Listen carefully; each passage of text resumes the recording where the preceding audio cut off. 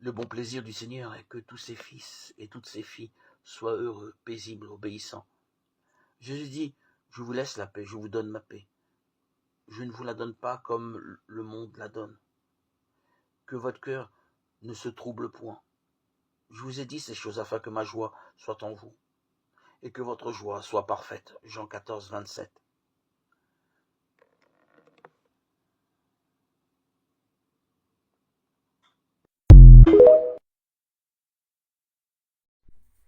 Surmonter la douleur d'une rupture prend du temps. Pour y arriver, nous devons demander à Dieu de nous y aider et lire et méditer sa parole. La guérison ne peut venir de nos propres efforts, mais seulement du Seigneur. Cela peut nous aider de détourner notre attention de nous-mêmes pour nous concentrer sur Dieu qui peut nous guérir. Il nous prend tels que nous sommes avec nos brisements et nous restaure pour faire de nous ce qu'il veut que nous soyons. Une rupture est toujours douloureuse, mais le Seigneur fait grâce. Il peut donner du sens à notre vie et nous remplir de joie. Jésus a dit, je ne mettrai pas dehors celui qui vient à moi. Jean 6, 37. La relation de notre Seigneur avec ses enfants ne sera jamais brisée. Et Jésus tient ses promesses. Jésus est fidèle à ses promesses. J'en suis le témoin.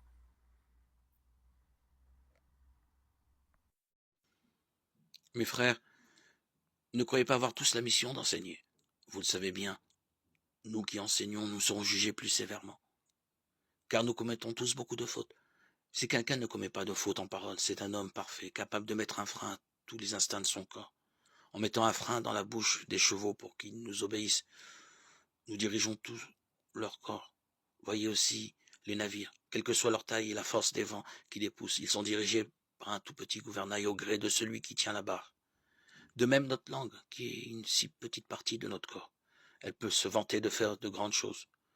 Voyez encore, une toute petite flamme peut mettre le feu à une grande forêt.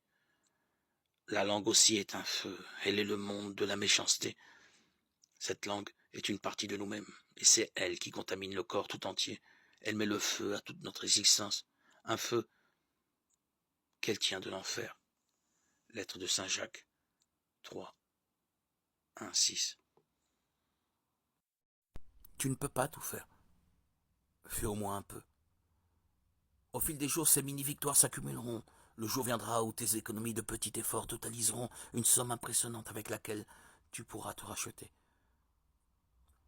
C'est le cas de ceux qui se répandent à la fin de leur vie et à qui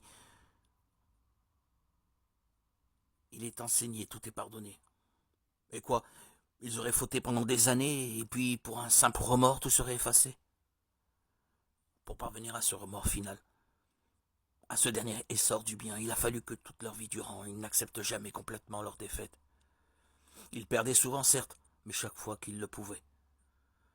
Ils attrapaient quelque chose, une bonne action, une page de lecture de l'Évangile, un moment de prière, un simple soupir. Toutes ces perles se sont accumulées à leur actif et le moment venu sont accourus à leur aide pour leur permettre le saut décisif.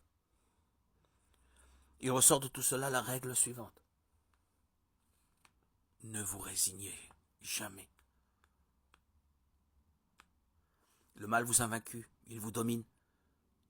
N'acceptez pas de sombrer complètement.